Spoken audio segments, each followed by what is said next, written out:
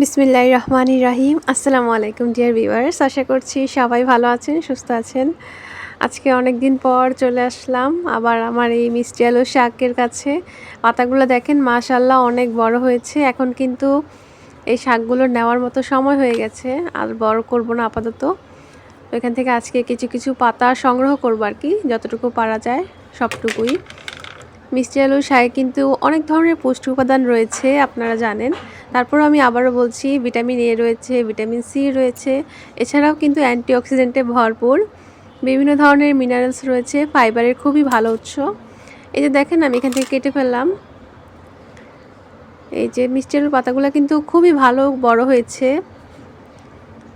আর এই শাকটি খেতে কিন্তু অনেক মজা। আমি যে রান্না করেছিলাম খুবই মজা হয়েছে আসলে।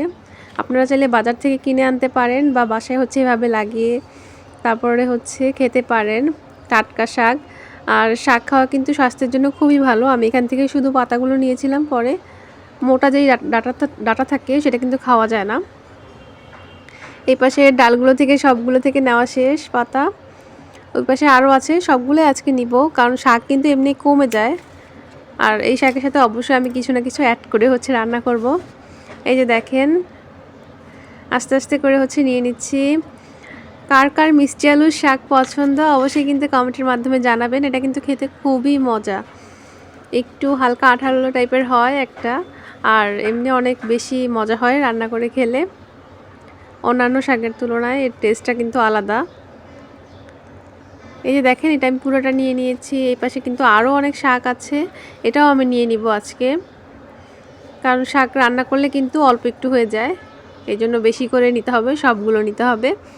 আর মিষ্টি আলুর শাক কিন্তু অনেক ধরনের মিনারেলস রয়েছে, যেমন ম্যাগনেসিয়াম, আয়রন থেকে শুরু করে অনেক ধরনের আসলে পুষ্টি উপাদানে ভরপুর এই শাক।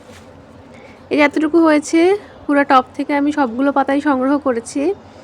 এখন এগুলোকে সুন্দর করে ধুয়ে কুচি করতে হবে। এই যে দেখেন এগুলোকে সুন্দর করে ধুয়ে কুচি করেছি। আর এগুলো আজকে রান্না করবে আমার আম্মু। আর এগুলো রান্না করেছি একটা আলু দিয়ে, আপনারা চাইলে ডাল দিয়েও রান্না করতে পারেন। আর এতটুকু হয়েছে, তো আপনারা এভাবে রান্না করবেন আর কমেন্টের মাধ্যমে অবশ্যই জানাবেন মিষ্টি আলুর শাক খেতে কেমন লাগলো। আমার কাছে অনেক বেশি ভালো লেগেছে। ভিডিওটি ভালো লাগলে লাইক করবেন। ধন্যবাদ সবাইকে।